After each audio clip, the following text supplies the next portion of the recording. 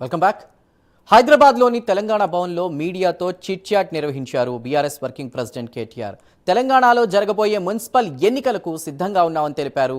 అన్ని జిల్లాల నాయకులు కార్యకర్తలతో సన్నాహక సమావేశాలు నిర్వహించినట్లు తెలిపారు. తెలంగాణలో మొన్న జరిగిన సర్పంచ్ ఎన్నికల్లో 40% స్థానాలు గెలిచామని వెల్లడించారు.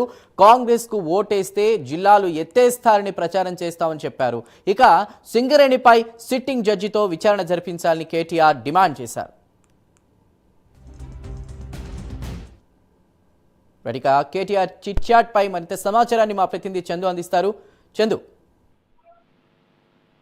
మున్సిపల్ ఎన్నికలు త్వరలో రాబోతున్న నేపథ్యంలో ఇప్పటికే బీఆర్ఎస్ పార్టీ ప్రిపరేషన్ మొదలుపెట్టింది. ఈ క్రమంలోనే ఈ రోజు తెలంగాణ భవన్ లో చేరికలను కూడా ప్రోత్సహించింది. ఇందులో భాగంగా ఈ రోజు చేరికలు కూడా కొనసాగుతున్నాయి. ముఖ్యంగా ఆ మున్సిపల్ ఎన్నికలపై కేటీఆర్ చాట్ గా మాట్లాడుతూ మున్సిపల్ ఎన్నికల తామంతా కూడా సిద్ధమయ్యాము. ప్రతి మున్సిపాలిటీకి ఒక ఇన్ఛార్జ్ ను పెడుతున్నాం. రేపు ఇన్ఛార్జీలను కూడా ప్రకటన చేస్తామంటూ చెప్పారు. ఇప్పటికే అన్ని జిల్లాల సమావేశాలు కూడా నిర్వహించాం కాబట్టి ఇంకా క్షేత్రస్థాయిలో లీడర్లంతా కూడా కసరత్తు అయితే చేయాలి. ఖచ్చితంగా ఈసారి ఎన్నికల్లో మున్సిపల్ ఎన్నికల్లో మెజార్టీ స్థానాలు కైవసం చేసుకోవాలని కూడా చెప్పుకొచ్చారు. అయితే గత జరిగినటువంటి సర్పంచ్ ఎన్నికల్లో 40% సీట్లు సర్పంచుల స్థానాలు కూడా సాధించాం కాబట్టి ఈ మున్సిపల్ ఎన్నికల్లో అంతకంటే ఎక్కువ సీట్లు సాధించాలని కూడా కేటీఆర్ చెప్పుకొచ్చారు. ముఖ్యంగా అభ్యర్థుల ఎంపిక సంబంధించి స్థానికంగా సర్వేలు చేస్తున్నాం. వాటి ఆధారంగానే అభ్యర్థుల ఎంపిక ఉంటుందని కూడా చెప్పారు. ముఖ్యంగా జిల్లాల పునర్విభజన అంశంపై కూడా ఆయన మాట్లాడారు. ముఖ్యంగా ఇప్పటికే ప్రభుత్వం కొన్ని జిల్లాలను తీసివేయాలని ఆలోచన చేస్తున్న క్రమంలో జిల్లాలను ఎత్తేస్తారనే భయం ప్రజల్లో ఉంది. కాంగ్రెస్ ఓటేస్తే జిల్లాలు ఎత్తేస్తారనే ప్రచారాన్ని మున్సిపల్ ఎన్నికల్లో తాము చేస్తామంటూ కూడా ఆయన చెప్పుకొచ్చారు.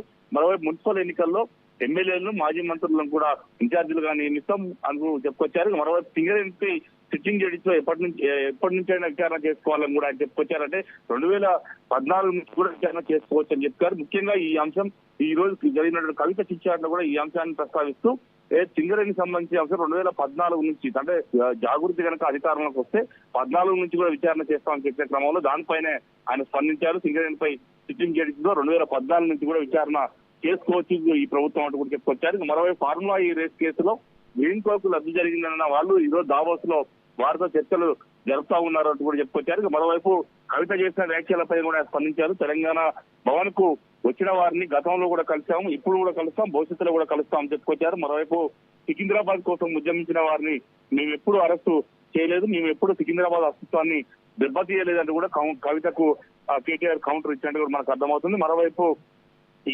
మున్సిపల్ ఎన్నికల్లో జనసేన సహా ఎవరైనా కూడా పోటీ చేయవచ్చు, తమకు ఎలాంటి అభ్యంతరాలు కూడా లేవంటూ చెప్పుకొచ్చారు. క్షేత్రస్థాయిలో బలం ఉంటే స్థానిక ఎన్నికల్లో గెలవడం ఈజీ కాదు అంటూ కూడా చెప్పుకొచ్చారు. మరోవైపు ఫార్ములా ఈ రేసు ఫోన్ ట్యాపింగ్ జరిగినట్టు కూడా ఈ ప్రభుత్వం ఆధారాలు చూపలేకపోయింది. రేవంత్ రెడ్డి చేస్తున్న పనులతో జంట నగరాల అస్తిత్వం కూడా దెబ్బతింటుందని చెప్పుకొచ్చారు. మరోవైపు మున్సిపల్ ఎన్నికల్లో మాత్రం ఖచ్చితంగా మెజార్టీ స్థానాలు ఖచ్చితంగా గెలుస్తామనేటువంటి ధీమాను అయితే కేటీఆర్ వ్యక్తం చేశారు.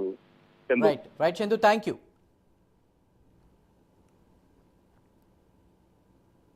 అప్డేట్ చూస్తే దావోస్ లో సీఎం చంద్రబాబుతో తమారా లీజర్ సీఈఓ సృష్టి